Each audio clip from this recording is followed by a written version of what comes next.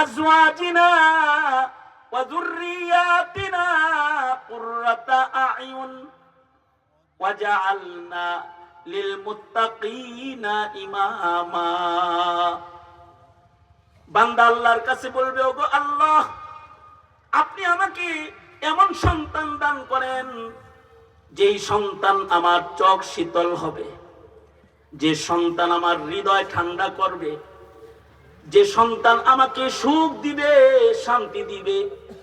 ওগো আল্লাহ, এমন সন্তান আপনি আমাকে দিবেন না যে সন্তান আমার মুসিবত হবে, যে সন্তান আমার দুনিয়ার বোঝা হবে, যে সন্তান আমার আখিরাতের বোঝা হবে।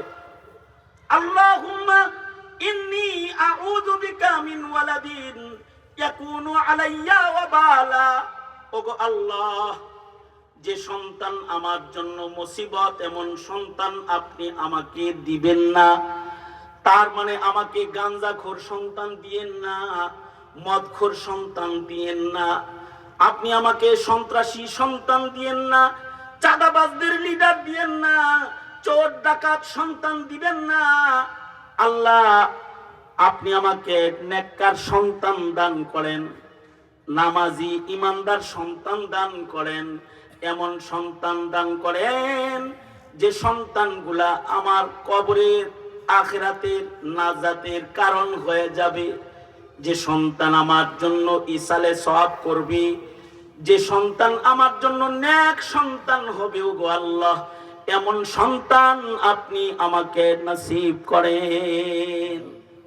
এই দোয়া প্রতিটি পিতামাতা করবে। আমি জানি না আপনারা কখনো এই হিসাব কষেন কিনা, আমরা অনেক কষি যে আমাদের নতুন প্রজন্মের কত পার্সেন্ট ছেলে পেলে ইমানদার হচ্ছে, কত পার্সেন্ট ছেলে পেলে নামাজি হচ্ছে, কত পার্সেন্ট ছেলে পেলে রমজানের রোজা রাখার উপযুক্ত ঈমানওয়ালা হচ্ছে। এটার একটা হিসাব আছে। একটা সময় ছিল যখন মক্তব জিন্দা ছিল, ঘরে ঘরে দ্বীনি শিক্ষা ছিল, গোটা দেশ খুঁজলে এক দুইটা নাস্তিক পাওয়া যেত। আর এখন ইমরান এই সরকারদের রাজত্ব চলে, দেশে নাস্তিকের অভাব নাই। এই সন্তানগুলো তো মুসলমানের ঘরেই জন্ম, যারা রাসূলের খাতমে নবুয়ত বুঝে না, যারা নবীর ইজ্জত বুঝে না। আমি কি বলবো আপনাদেরকে, দুই পল্টুওয়ালা পুলিশ এ জানে না যে কাদিয়ানি কাফের মুসলমান। ওই যে হাসিনা দামাত বারকাতু, উনি আমার নামে মামলা দিছে মাত্র 11টা। হ্যাঁ, 21-এর আন্দোলনে, শাপলার আন্দোলন সহ আমার নামে মামলা মোট আহাদা আশারা কাউকাবা 11টা মামলা দিছে আমারে। এই 11 মামলায় আমার রিমান্ড ছিল 22 দিন মাত্র। রিমান্ড কয় দিন? চোরের রিমান্ড 22 দিন হয় না মিয়া, ডাকাতের খুনির রিমান্ড 22 দিন হয় না, একজন মৌলবীর রিমান্ড 22 দিন। 22 দিন রিমান্ড। এই রিমান্ডের ভেতরে একটা আজগবি পুলিশের লগে আমার দেখা হয়েছে, যেই পুলিশের তদন্ত দায়িত্ব হলো আমার বয়ান তদন্ত করা।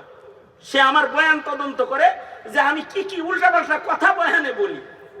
তো উনি আমার বয়ান স্ক্রিনে ছেড়ে দিয়ে আমাকে বলে, হুজুর আপনি একটু চেতাচেতি করেন কেন?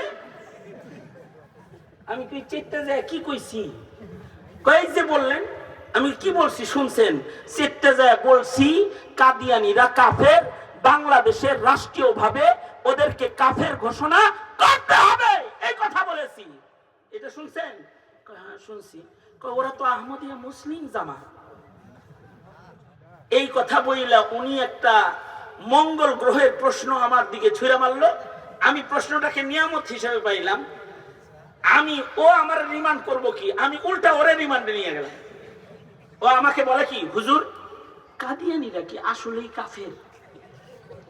প্রশ্নটা কি, কাদিয়ানীরা কি আসলেই কাফের? আচ্ছা আপনারা বলেন তো, কাদিয়ানীরা কি মুসলমান না কাফের? জোরে আওয়াজ করে বলো তো। আমার দেশের মুসলিম আমার সন্তানেরা তোমরা চিল্লায় বলো, কাদিয়ানীরা কি মুসলমান না কাফের? জোরে বলো।